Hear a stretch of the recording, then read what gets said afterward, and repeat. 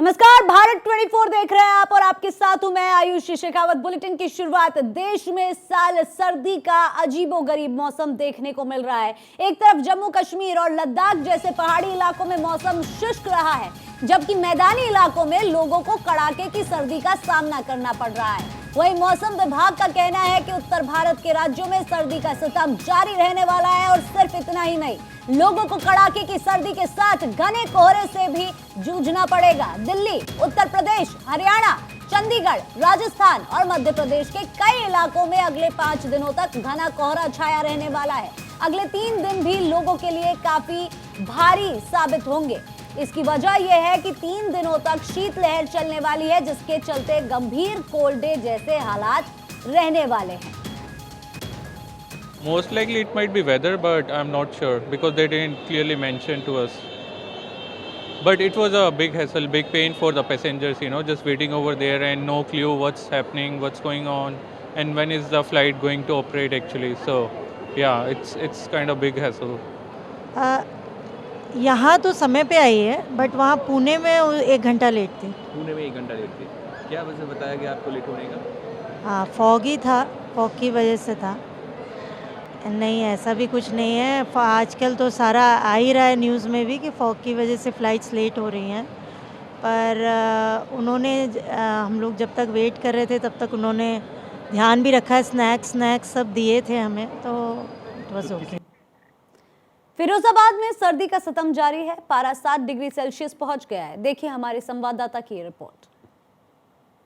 उत्तर प्रदेश के जनपद फिरोजाबाद में लगातार सर्दी का सितम जारी है। पिछले 3-4 दिनों से सूर्य देवता के दर्शन भी नहीं हुए हैं। मेरे चारों तरफ का जो माहौल है, मैं अपने सहयोगी से कहूँगा जरा दिखाएं। चारों तरफ का जो माहौल है, आसमान में केवल और केवल चारों तरफ धुंध और कोहरा नजर आता है। और शीतलहर की बात करें तो लगातार शीतलहर अपने चरम पर है। लगातार शीतलहर भी चल रही है, जिसके चलते सर्दी का सितम अपने सबाब पर है। उत्तर भारत में कड़ाके की ठंड है और विशेषतर फिरोजाबाद की बात करें तो फिरोजाबाद में इस समय सर्दी का सितम शबाब पर है। 7 डिग्री सेल्सियस पारे के साथ शीतलहर चल रही है, जो कि कहीं ना कहीं आम जनजीवन को अस्त व्यस्त करती हुई नजर आ रही है। अब ऐसे में यह सर्दी का सितम कब तक रहता है, यह तो कहना फिलहाल मुश्किल है, लेकिन मौसम विभाग की अगर माने तो अभी यह ठंड कुछ दिन और जनता को परेशान करने वाली है।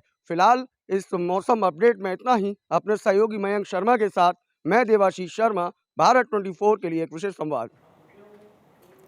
राजस्थान के तमाम इलाकों में कड़ाके की सर्दी का दौर जारी है और इस कड़ाके की सर्दी की वजह से निचले इलाकों में आज भी घना कोहरा देखने को मिल रहा है, जिसकी वजह से कहीं ना कहीं वाहनों की रफ्तार धीमी पड़ती हुई नजर आ रही है। इसी कड़ाके की सर्दी का असर राजस्थान के हिल स्टेशन माउंट आबू में भी देखने को मिल रहा है। रिपोर्ट देखिए।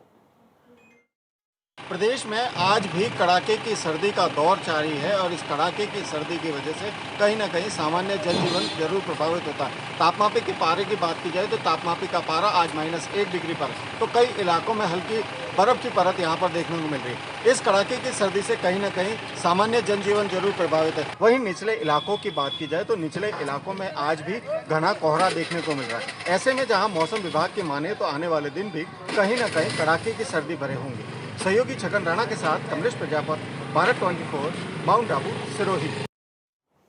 और देखिए, बिगड़ते मौसम के चलते फ्लाइट्स डिले हो रही है, फ्लाइट्स रद्द हो रही है। लेकिन लेट फ्लाइट की आपको जानकारी दे देते हैं। मुंबई नैरोबी की फ्लाइट 2 घंटे 9 मिनट लेट। मुंबई लखनऊ की फ्लाइट आपको बता दें 1 घंटा 25 मिनट लेट। मुंबई चेन्नई की फ्लाइट 1.5 घंटा लेट। और लगातार डीले फ्लाइट्स का बढ़ता जा रहा है। पैसेंजर्स के अंदर भी आक्रोश देखने को मिल रहा है, लेकिन मौसम की मार हर किसी को झेलनी पड़ रही है। फ्लाइट्स के अलावा आपको बता दें ट्रेनों का भी यही हाल है। कई ट्रेनें रद्द हो चुकी है, कई ट्रेनें काफी घंटे डिले चल रही है, जिसकी वजह से यातायात काफी ज्यादा बाधित हो रहा है। और न केवल ट्रेन और फ्लाइट, सड़कों पर भी कोहरा इतना ज्यादा है, विजिबिलिटी इतनी कम है कि गाड़ियों की रफ्तार अब धीमी पड़ चुकी है। ये तस्वीर आप देखिए एयरपोर्ट की, जहां पर लोगों को परेशानी का सामना करना पड़ रहा है। फ्लाइट्स लगातार डिले हो रही है और ट्रेनें भी रद्द होती हुई नजर आ रही है।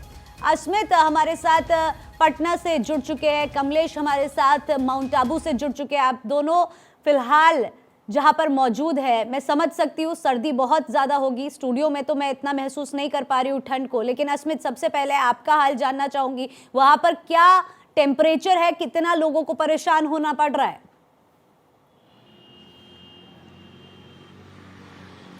बिल्कुल, देखिए आयुषी, पटना में और पूरे बिहार की बात करें तो ठंड का प्रकोप लगातार जारी है और काफ़ी ज़्यादा फॉग आज सुबह में पटना में था और इसके कारण विजिबिलिटी बहुत ज़्यादा कम था। लेकिन अभी देखिए धूप खिलखिला के है पटना में और लोगों को बहुत राहत है आज पटना में। कनकनी वाली जो सर्दी थी और जो ठिठुरन थी ठंड हवाओं में, उससे आज बहुत ज़्यादा राहत है और ठंड के धूप के कारण ठंड में जो आप कह सकते हैं कि थोड़ी गर्माहट है वो थोड़ा महसूस कर सकते हैं आज लोग। हालांकि देखिए इसको लेकर के यातायात में भी बहुत ज़्यादा असर पड़ा है। ट्रेनें जो मुख्य तौर पे दिल्ली से पटना की ओर आती हैं वो सभी ट्रेनें लगभग 4 से 5 घंटे लेट चल रही हैं क्योंकि फॉग के कारण लगातार ये स्थिति बनी हुई है। वहीं फ्लाइट्स की बात करें, फ्लाइट पे भी इसका पूरा असर है। यहाँ कोई भी फ्लाइट जो सुबह 7 बजे फ्लाइट यहाँ लैंड करती है वो 10 बजे के बाद ही फ्लाइट यहाँ पे लैंड कर रही है, तो ये परेशानी है। दूसरी तरफ रैन बसेरों की बात करें, गरीब तबके से के जो लोग हैं वो सबसे ज़्यादा इससे प्रभावित हो रहे हैं। पटना के डीएम लगातार जो है वहाँ पर अलाव की व्यवस्थाएं कर रहे हैं। वहाँ पर जो रैन बसेरों का खुद से जायज़ा लिया जाता है कि गरीब तबके से आने वाले लोगों को किसी तरह की कोई दिक्कत ना हो। मेरे ठीक बगल में आप देख सकते हैं ये फुटपाथ है और लोग यहाँ भी सोए रहते हैं रात में, लेकिन ये कहा गया था, पटना के डीएम ने ये कड़े निर्देश दिए थे कि कोई भी गरीब तबके से आने वाले लोग ऐसे फुटपाथ पे नहीं सोएंगे। उनके लिए रैन बसेरों का पूरी तरह से जो सुविधा है, मुकम्मल व्यवस्थाएं हैं वो वहाँ पर की जाएंगी। उसके बाद उन्हें सबको वहाँ पर लेके जाना है और वहीं पर इंतजाम जो है वो किए जाएंगे। ठीक है अस्मित, लौटती हूँ मैं आपके पास। है। इसी बीच थानेश्वर हमारे साथ चंडीगढ़ से जुड़ चुके हैं, सैयद तजम्मुल हमारे साथ श्रीनगर से जुड़ चुके हैं। लेकिन थानेश्वर, अगर चंडीगढ़ की बात करें तो वहां का तापमान फिलहाल कितना है और कितनी ठंड से लोग परेशान हो रहे हैं और क्या बंदोबस्त वहां पर लोगों ने किया है इस ठंड को टक्कर देने के लिए?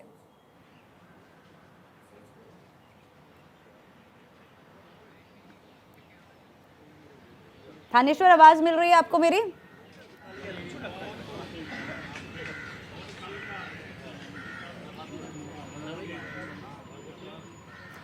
मैं लौटूंगी आपके पास। सैयद तजम्मुल लगातार हमारे साथ श्रीनगर से बने हुए हैं। सैयद तजम्मुल, जब भी हम श्रीनगर की बात करते हैं हम इस बात को दिमाग में लेकर चलते हैं कि वहाँ का अपना एक अलग मौसम है।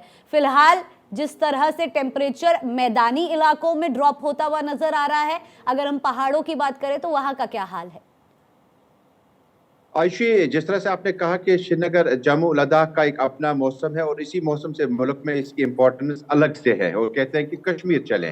कश्मीर चले का मतलब है कि आप बर्फीली पहाड़ियों से होकर जब आप माता वैष्णो देवी के कटरा मंदिर से निकलकर कश्मीर पहुंचते हैं तो आपको एहसास होता है कि जम्मू जो है, जम्मू में कैसा माहौल है। लेकिन तस्वीरें जम्मू की आज भी अच्छी नहीं है।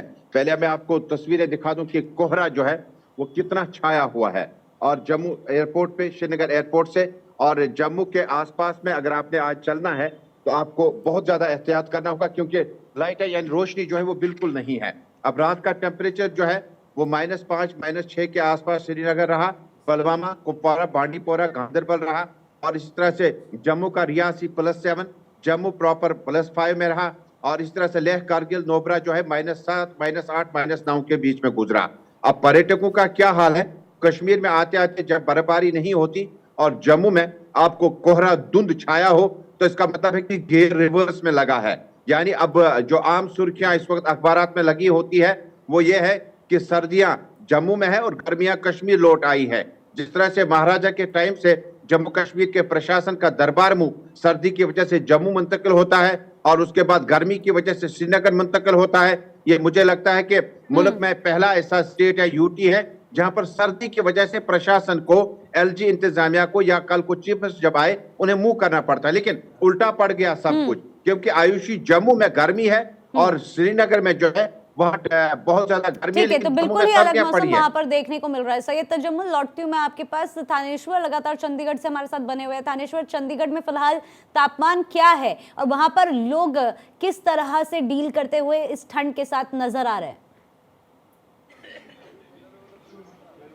देखिए, पहाड़ों में जैसे ही बर्फ पड़ी है तो चंडीगढ़ का तापमान एकदम गिर गया है। चंडीगढ़ में सुबह का तापमान 7 से 8 डिग्री के आसपास था। इस समय चंडीगढ़ का तापमान 9 से 10 डिग्री के आसपास है। यहाँ पर कड़ाके की ठंड पड़ रही है। मैं आपको दिखाना चाहूंगा कि यहाँ लोगों ने सर्दी से बचाव के लिए जगह जगह लोग अलाव का सहारा ले रहे हैं और चाय की चुस्कियां ले रहे हैं। दूसरी तरफ अगर मैं हरियाणा की बात करूं तो हरियाणा में इस समय काफी धुंध छाई हुई है और कड़ाके की ठंड पड़ रही है। खासकर से महेंद्रगढ़, रेवाड़ी, फतेहाबाद, सिरसा जो राजस्थान के साथ लगता है, वहां बहुत ज्यादा ठंड पड़ रही है। हालत यह है कि वहां 6 डिग्री टेम्परेचर तक भी पहुंच गया। महेंद्रगढ़ में तो 0.5 डिग्री टेम्परेचर नोट किया गया। दूसरी तरफ पाला पड़ने से किसानों की समस्याएं लगातार बढ़ती जा रही हैं। ठंड से जहां किसानों के चेहरे पर खुशी आई थी, वहीं पाला पड़ने से सब्जियां खराब हो रही हैं और भी दूसरी फसलें खराब हो रही हैं। अगर गरीब तबके की बात करूं तो गरीब तबके के लिए हरियाणा में और चंडीगढ़ में रैन बसेरों का बहुत अच्छा अरेंजमेंट किया गया है। चंडीगढ़ में जो रैन बसेरे बनाए गए हैं उनके अंदर हीटर वगैरह और सब कुछ सुविधाएं दी जा रही हैं और 3 टाइम का भोजन भी उन्हें सामाजिक संस्थाओं द्वारा दिया जा रहा है। और हरियाणा के अंदर मुख्यमंत्री मनोहर लाल खुद टाइम टू टाइम जाकर रैन बसेरों की जांच करते हैं। पिछले दिनों मुख्यमंत्री मनोहर लाल जब करनाल प्रवास पर थे तो अचानक ही शाम को करनाल रेलवे स्टेशन पहुंच गए और वहां पर जो लोग ठंड में ठिठुर रहे थे उन्हें अपनी सिक्योरिटी की गाड़ियों में उन्होंने रैन बसेरे में पहुंचवाया और उनके खाने का अरेंजमेंट करवाया।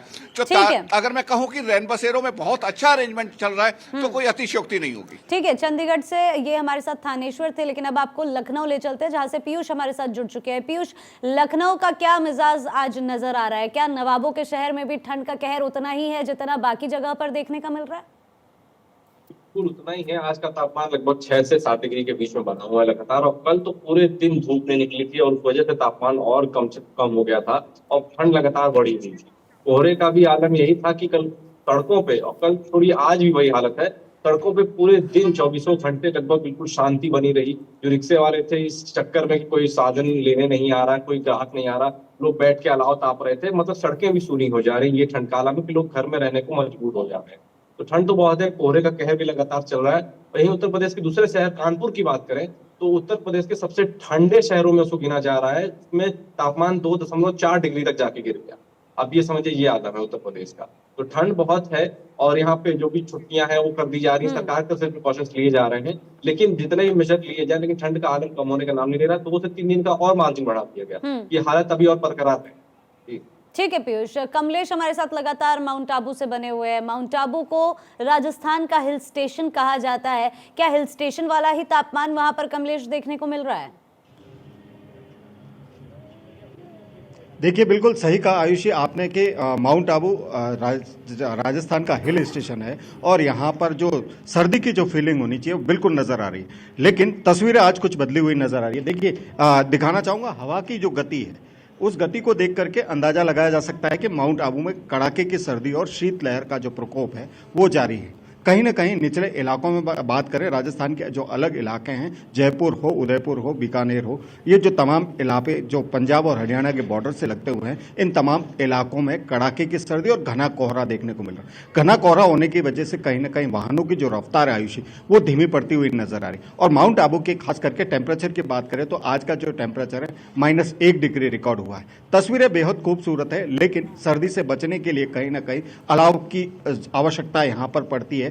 ऐसे में यहाँ के जो स्थानीय दुकानदार कहें या स्थानीय प्रशासन, तमाम जो लोग हैं उन्होंने व्यवस्थाएं कर रखी है कि आने वाला पर्यटक यहाँ पर अपने आप को ठंड से बचा सके। और इसी बीच पर्यटन के लिहाज से बात की जाए तो यहाँ का पर्यटन सर्दियों के सीजन में फलता फूलता हुआ नजर आता है और तमाम इलाकों में आप देख सकते हैं। तस्वीरें दिखाना चाहूंगा, सहयोगी दीपक त्रिपाठी मेरे साथ है, वो दिखाएंगे कि जी ठीक है कमलेश, ये तस्वीरें फिलहाल जो आप दिखा रहे हैं माउंट आबू की वो हम देख सकते हैं। अच्छी बात यह है कि वहां पर एटलीस्ट लगातार मैं जब भी आपके साथ बुलेटिन में जुड़ती हूँ तो धूप देखने को मिल जाती है, जो दिल्ली एनसीआर के एरिया में हर रोज नसीब नहीं हो पा रही है।